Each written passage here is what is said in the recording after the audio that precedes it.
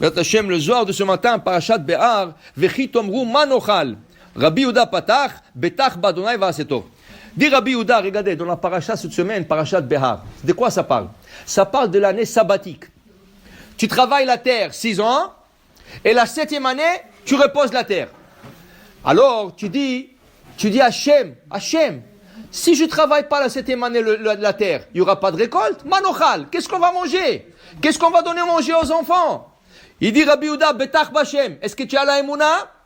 Crois en Hachem. Pourquoi? La Torah dit tout de suite.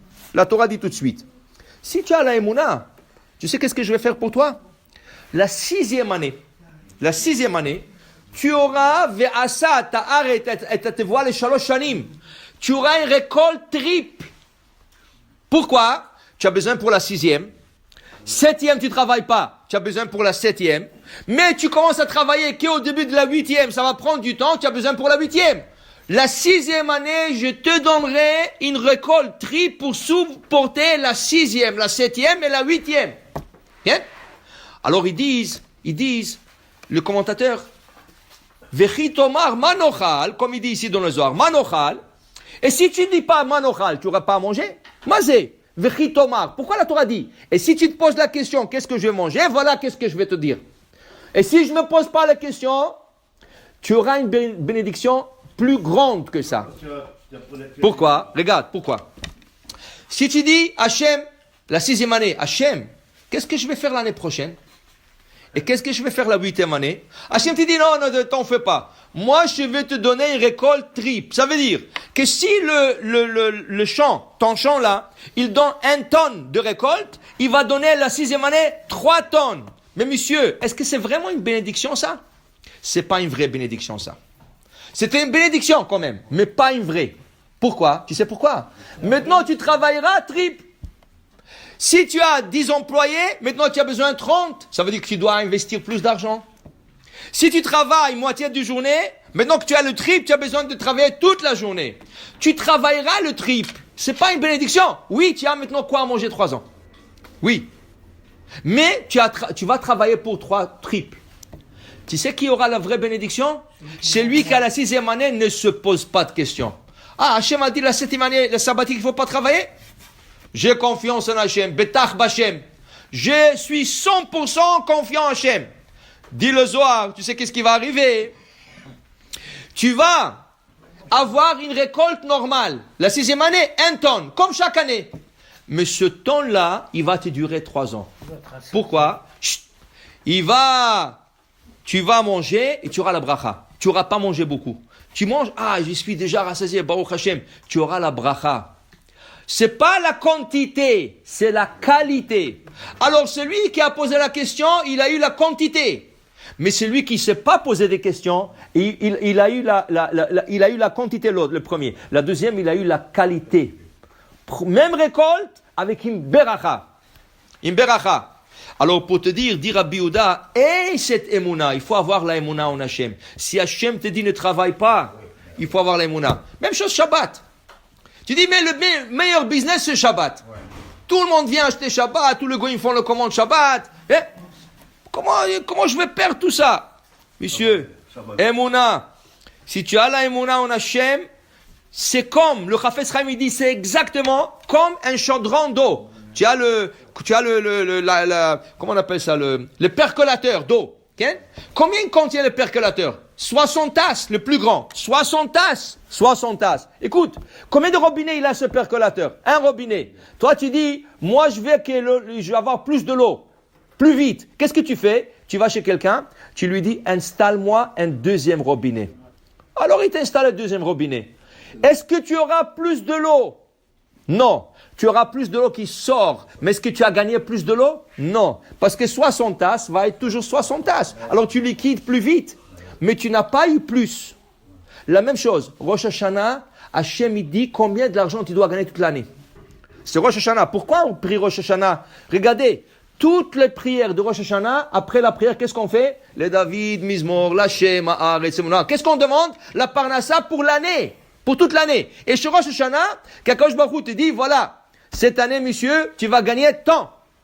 Maintenant, est-ce que tu penses parce que tu vas travailler overtime, tu vas travailler au bureau, tu vas rester plus de temps, et tu vas courir, et tu vas appeler les clients, tu penses que tu vas faire plus d'argent? Pas du tout, monsieur. Tu vas faire exactement l'argent qu'Hachem a décrété que tu as. Alors, si tu penses de faire plus qu'il en faut, okay, c'est comme quelqu'un qui a installé un deuxième robinet sur un percolateur, et il veut tirer plus. Oui, tu vas avoir plus d'eau, mais tu n'auras pas plus de quantité d'eau. La même chose. Betach Bachem. Si, dans la Parnassa, si tu mets la confiance en Hachem, dans la Parnassa, le matin, tu sors de la maison, on dit Hachem, je sais que la Parnassa, c'est entre tes mains, je sais que tu vas me donner, c'est fini, tu entres le monde d'Hachem. Et il dit Tov. Qu'est-ce que c'est Tov? Un Tov, dit le Zohar ici, un Tov est la Tzadik. Le Tzadikim est avec toi maintenant. Tu as confiance en Hachem, le Tzadik, il te bénit. Il dit celui-là, il a confiance en Hachem, Allah, donne-lui une bracha. Donne-lui une bracha, il mérite une bracha, il est tzaddik celui-là. Écoute, tu as une femme et deux enfants à nourrir. On te dit, prends une année sabbatique, va à la yeshiva étudier. Mais tu es fou, qu'est-ce que je veux leur donner? Sheket. Hachem t'a dit, fais ça, ne pose pas de questions. Je vais vous raconter une petite histoire. Il y avait un rabbin, il a construit une grande yeshiva à Bnei Brak, okay, la yeshiva de Ponovitch. Okay? Une grande, très, très grande yeshiva. Ce rabbin, au début, dans les années 60, 70, il a ramassé beaucoup, il a essayé de ramasser de l'argent. Dis-moi, 1000 élèves à nourrir et à loger, c'est beaucoup. C'est un grand budget. Mais il a dit, il prend sur lui. Rien qu'il vient étudier, rien que venez étudier. Dis-moi, le petit déjeuner, tu sais qu'est-ce que c'est nourrir 1000 élèves? Petit déjeuner, le midi, le souper, il y a l'entretien, il y a l'électricité, la yeshiva, c'est 24 heures. C'est beaucoup d'argent, c'est un grand budget. Mais il a dit, il prend sur lui. Oui, tous les jours. Il a pris sur lui. Et il tournait dans le monde. Lui, il aimait beaucoup aller en Angleterre. Parce qu'il y avait des grands philanthropes là-bas qui le subventionnaient. Il allait en Angleterre. On lui a dit, dis-moi, est-ce que tu es parti voir celui-là? Il dit, non, j'ai jamais entendu de lui. Il lui a dit, je te prends un rendez-vous, tu vas aller le voir. Il lui a donné, écoute, je n'arrive pas à le rejoindre. Voilà son téléphone. Appelle-le. Le rabbin, il a appelé. Il dit, écoutez, je suis en ville. Pour quelques jours encore, est-ce que je peux vous rencontrer? J'ai un sujet très important à vous. Il dit, écoute, demain, je voyage. Je peux pas. Et je voyage pour 3 semaines, je peux pas. Il dit, alors on se rencontre demain. Il dit, non, mais j'ai le train à 7h30. Je dois prendre le train à 7h30, je peux pas. Il dit, un peu avant. Il dit, ok. Il a vu, c'est un rabbin. Il a dit, écoute, on se rencontre à la gare du train.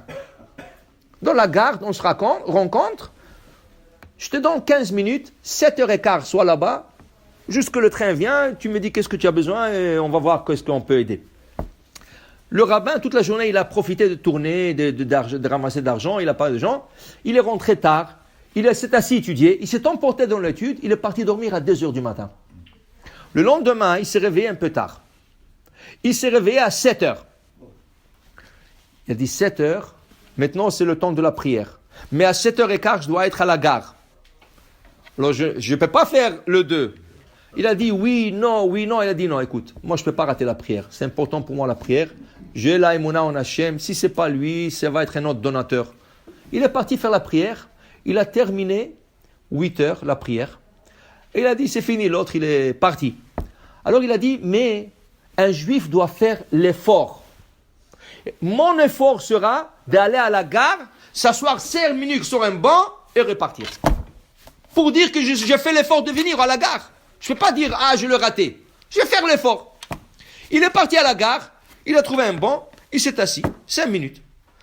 Du coup, rabbin, attendez-moi, rabbin. Il regarde, qui voit? Il voit les gars.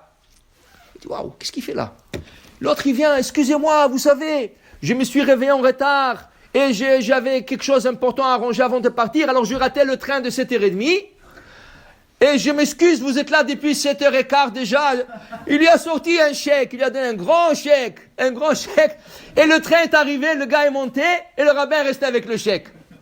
Le rabbin est resté pensé sur le banc, il a dit après, regarde ça.